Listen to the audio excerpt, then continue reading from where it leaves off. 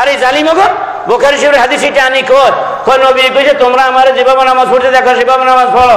নবী কইছে তোমরা তো তোমরা ভিতরে পুরুষ আছে মহিলা আছে। নবী তোমরা কইছে কেন? নবী বাংলাতে কথা কইছে? কথা বলে না কেন? কথা বলে না কেন? নবী কইছে তোমরা আমাকে যেভাবে নামাজ পড়তে দেখো সেভাবে নামাজ পড়ো, এটা নবী কইছে? এটা কি আরবি না বাংলা? আমার নবী কি কোনদিন বাংলায় কথা কইছে? নবী কি কইছে? সল্লু সল্লু। তো এই আরবি গ্রামার জানোস? ফাঁটা কোনানের বাংলাতে তুমি কি কথা কয় না। তুমি যদি আপনি এমিয়ারে কন তাহলে এটা আরবি হচ্ছে কি? আনতা। এমিয়ার পরিবারে যদি তুমি কন তাহলে এটা আরবি আনতে। তুই জানোস আরবি ভাষা জানোস? ফাঁটা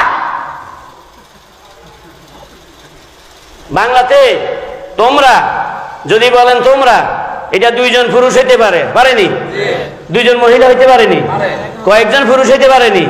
কয়েকজন মহিলা হইতে পারেনি? এই সবার জন্য বাংলা শব্দ কয়টা? একটা। কি তোমরা। কিন্তু যদি নাকি দুইজন তাইলে আরবিতে আনতুমা।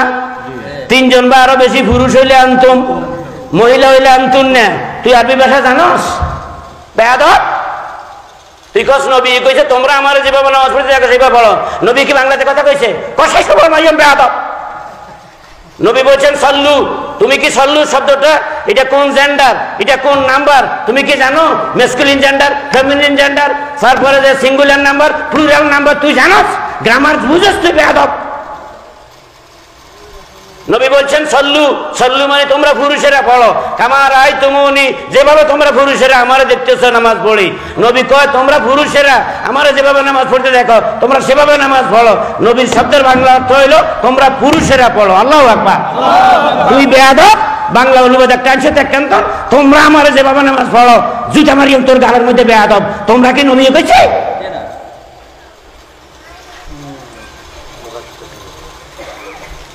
হলো যে রাসূলুল্লাহ সাল্লাল্লাহু আলাইহি সাল্লাম বলছেন সাল্লু কামা রাআইতুমুনি উসাল্লি, যে তোমরা সালাত আদায় করো আমাকে যেভাবে সালাত আদায় করতে দেখো। এখানে নবী সাল্লাল্লাহু আলাইহি সাল্লাম নারী পুরুষ উভয়কে সম্বোধন করেছেন, সাল্লু বলেছেন। দ্বিতীয় বিষয়, একটা আম নির্দেশকে খাস করতে হলে যে ধরনের সহিহ হাদিস, যে ধরনের দলিল, শক্তিশালী দলিল দরকার, যেই হাদিসগুলোর মাধ্যমে নারীদের সালাতকে আলাদা করা হয় ওই হাদিসগুলা দঈফ হাদিস, মুনকার হাদিস, ওই হাদিসগুলো দিয়ে সহিহ হাদিসের একটা আম নির্দেশকে কোনো অবস্থায় খাস করা যাবে না। তো কয়দিন আগে আমাদের বাংলাদেশের একজন সম্মানিত আলেম, তিনি আহলে হাদিসদেরকে ব্যঙ্গ বিদ্রুপ করে, গালিগালাজ করে তিনি বলতেছেন, এই তোরা কথা কস না কা। উনি শ্রোতাদেরকে বলতেছে, এই তোরা কথা কস না কা, যে আল্লাহ রসুল কি আরবিতে কইছে না বাংলায় কইছে? এই তুই বা আরবি বুঝস? যে আল্লাহ রসুল বলছে সল্লু কামা রাআইতুমুনি উসাল্লি, যে তোমরা সালাত আদায় করো যেভাবে আমাকে সালাত আদায় করতে দেখো। তো এখানে তো নবী সাল্লাল্লাহু আলাইহি ওয়াসাল্লাম সল্লু বলছে, ওনার বক্তব্য যে সল্লু মানে এটা জমা মুজাক্কারের সিগা।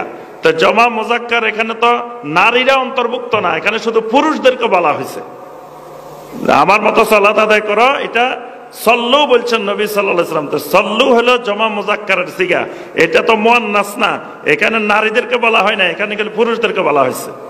তো ওনার এই সূত্র, ওনার এই ফর্মুলা যদি আমরা মেনে নিই তাহলে তো নারীরা শরীয়তের কোনো বিধিবিধান আর পালন করার দরকার নেই।